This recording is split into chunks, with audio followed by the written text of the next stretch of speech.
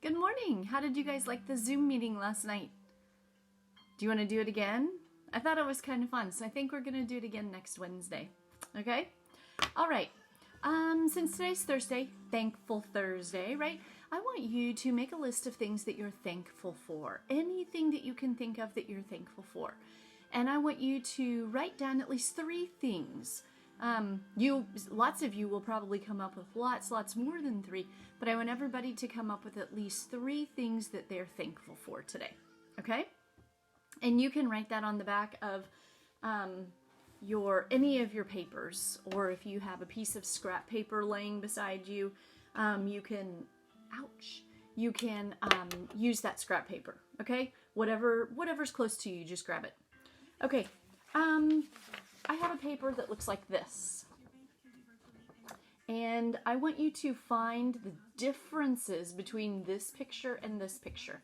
When you find a difference, you can color it, you can circle it, whatever's easiest for you. You can use pencil, marker, crayon, whatever works best is fine. There are several differences, so look carefully. Don't be confused. Yesterday, our journal page said boys are, but today, you're looking for the number 3, today your journal page says girls are. So I want you to tell me, girls are silly, girls are noisy, girls are pretty. What are girls? I want you to tell me, okay? Today on our sentence correction, I want you to look at this sentence and then tell me what needs to be done. You can kind of see the words from the other day that are bleeding through, can't you? Did I use my best handwriting? I did. Does it make sense? Can you see me? Can you see me? Does it make sense? It does. What are we going to put at the end of that sentence? A question mark, right? Because it's asking us a question. Can you see me? What are we going to do at the very beginning of the sentence? Make it capital. Yes. So let's rewrite that sentence so that it is written correctly. I wrote can and I made a capital C at the beginning of can. Can, leave a space, you, leave a space, see, leave a space, me. And what did you tell me you were going to put at the end of that sentence? Question mark. Can you see me? Good. Nice job. Okay, the next thing that we're going to do, the last thing that we're going to do for the day, other than read our story from our chapter from Charlotte's Web, we're going to do a math page, and it's about addition, but it has a bunch of 10 frames on the paper, okay? It's got a 10 frame with some circles, and then down below it has an addition sentence. This one says 6 plus blank equals 10. This one says 1 plus blank equals 10. 2 plus blank. Everything is equaling 10 though, isn't it? Because these are 10 frames and we want the answer to be 10 on each one of those. So we're going to try to make 10. If you look at this 10 frame, you know that that's a 6, right? If you turn it sideways, it's easier to recognize that that's a 6. 6. Now, we want to fill up all 10 of these. We want to fill up all 10 of them.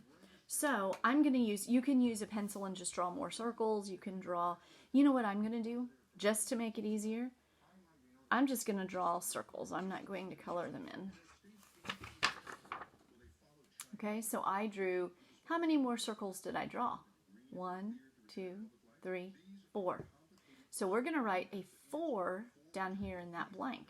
So it will say 6 plus 4 equals 10. Do you see that? Because they had 6 We filled up the rest of the 10 frame, and so we put 1, 2, 3, 4 more there. So 6 plus 4 more equals, 6 plus 4 equals, the 10 frame is full. So how many are there? 10. Right. Let's go down to the one below it. 2 plus blank equals 10. So they want us to fill all of that up again. So let's fill it up. This time I'm going to use orange. Purple was hard for you to see, I feel like. I didn't think about that.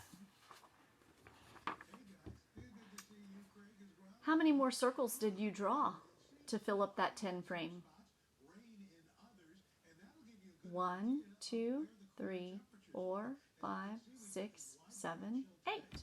Or if you wanted to turn it on its side, it's easy for you to see that that's an 8, right? You already know that. We've practiced that many, many, many times. So you wouldn't even have to count them. So I want you to write an 8 in that blank. 2 plus 8 equals 10. Good. Let's do this one down here. 5 plus what equals 10? They've already got 5. We're going to fill in the rest of that. And how many more circles did you put in there? 5. So this number sentence is going to say 5 plus 5 equals 10. I want you to do this side by yourself, okay? I want you to do that side by yourself, and then you're working on it right now, so go ahead and push pause.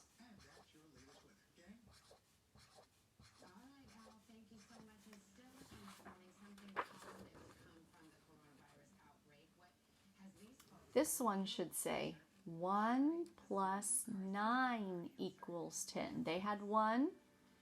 You made 9 more. You don't even have to count them. What is that? That's a 9, right? 7 plus 3 equals 10. They had a 7. You had 3. 9 plus 1 equals 10. They had a 9, and you added 1 more. So there are lots and lots of different ways to make 10. 6 plus 4 makes 10. 2 plus 8 equals 10. 5 plus 5, 1 plus 9, 7 plus 3, and 9 plus 1. There are even more ways to make 10 too.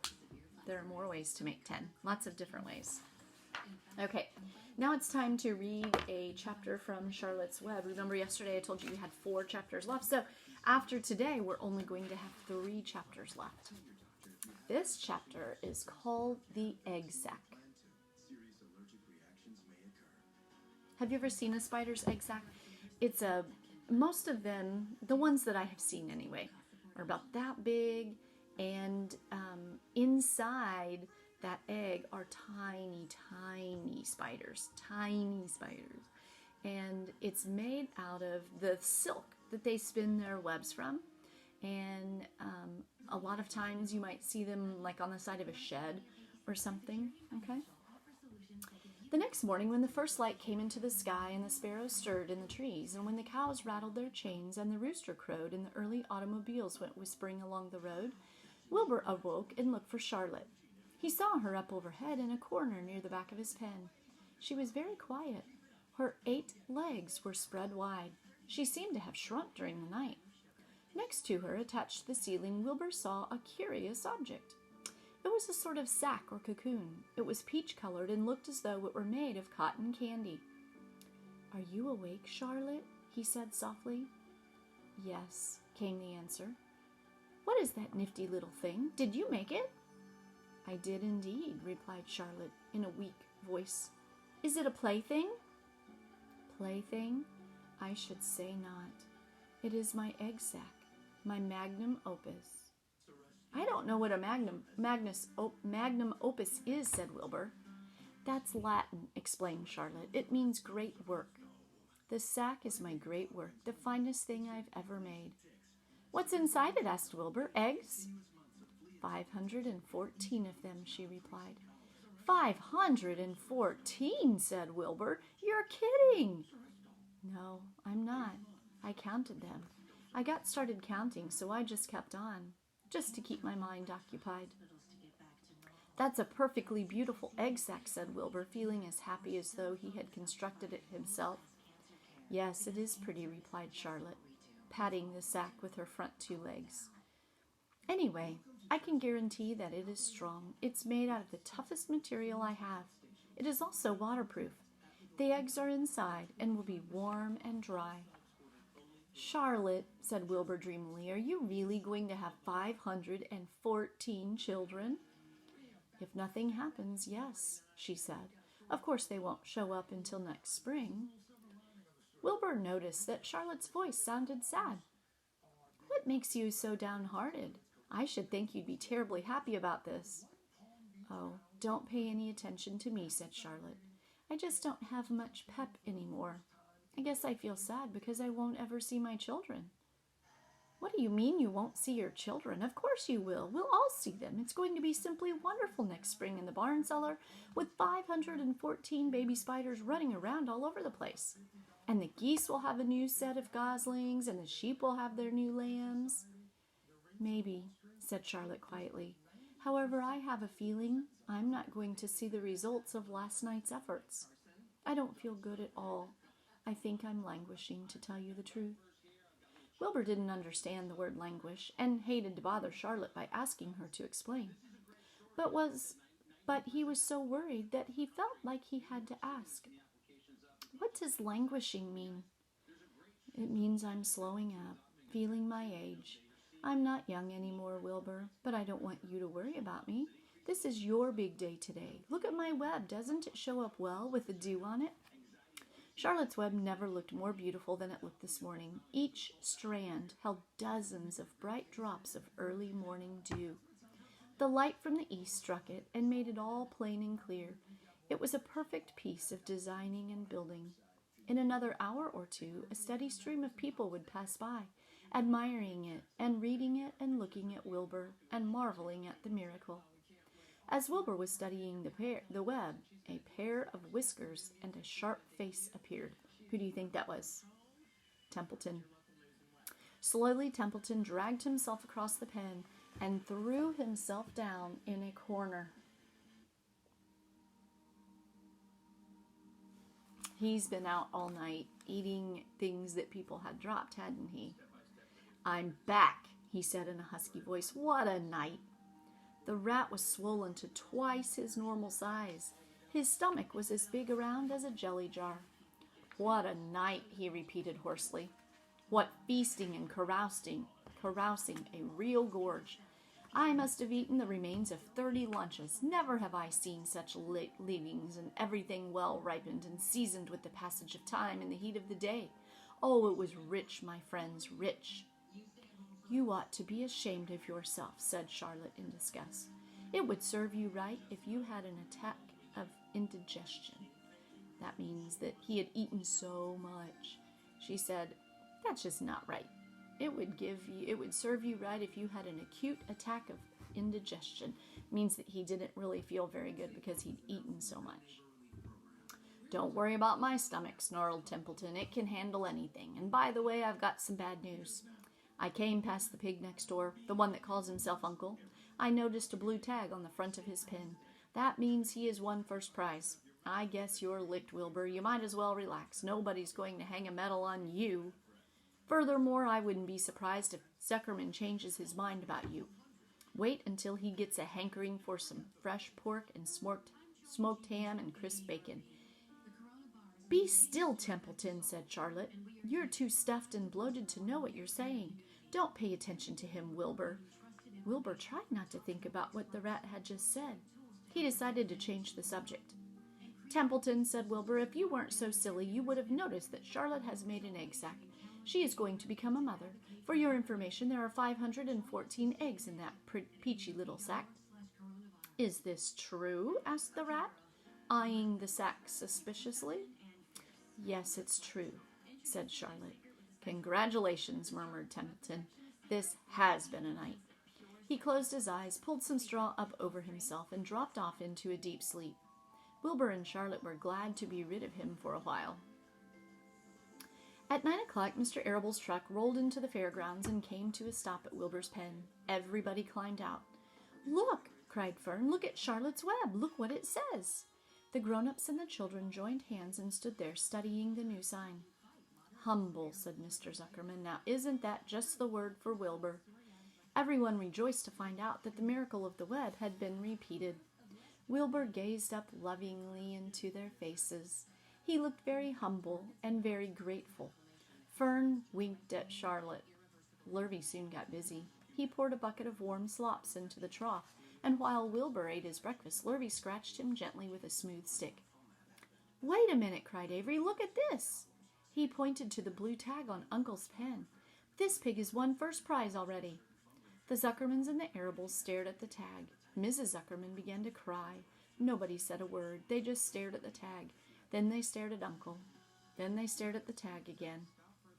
Lurvy took out an enormous handkerchief and blew his nose very loud.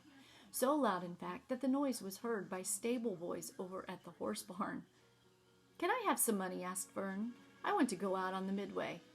You stay right where you are, said her mother. Tears came to Fern's eyes. What's everybody crying about? Asked Mr. Zuckerman. Let's get busy. Edith, bring the buttermilk.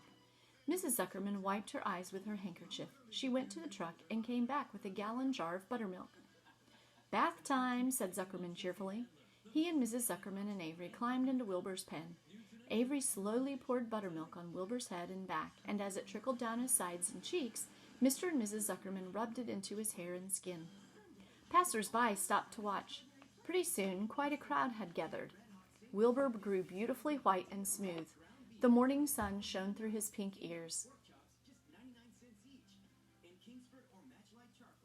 He isn't as big as that pig next door, remarked one bystander, but he's cleaner, that's what I like.